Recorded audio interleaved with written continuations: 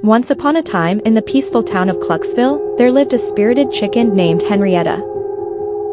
Henrietta was known throughout the coop for her vibrant feathers and even more colorful personality. One sunny morning, as the roosters crowed and the hens clucked contentedly, a rumor began to spread like wildfire through the henhouse. "The bird flu is upon us," squawked a panicked pigeon, flapping erratically. "Every hen and rooster must lock themselves away, lest they catch this dreadful disease."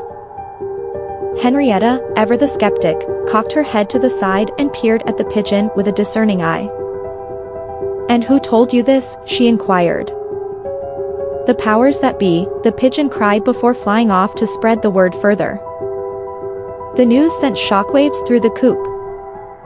Hens and roosters scurried about, barricading themselves in their nests, boarding up the windows, and sealing the doors.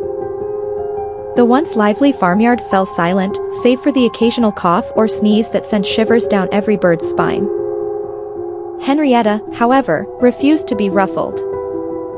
She strutted around the deserted yard, determined to uncover the truth. Days turned into weeks, and the coop grew more impoverished and compliant, just as the powers that be had intended. But Henrietta's resolve only strengthened. One fateful evening, as Henrietta perched atop the highest rafter, she spotted something peculiar. A group of well-fed foxes, dressed in suits and ties, gathered outside the coop, chuckling amongst themselves. "See, I told you it would work," one fox said, holding up a newspaper with the headline, "Bird Flu Epidemic Strikes." Henrietta's feathers bristled with anger. It was all a ruse, a trick to keep the chickens under control and the foxes in power. With a defiant cluck, Henrietta devised a plan. She rallied the chickens, exposing the foxes' deception and urging her feathered friends to reclaim their freedom. The chickens united, casting aside their fears and doubts, and together they chased the cunning foxes away from Clucksville for good.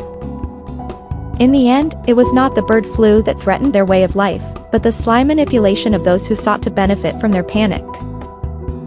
Henrietta became a hero, her name forever etched in the annals of Clucksville's history.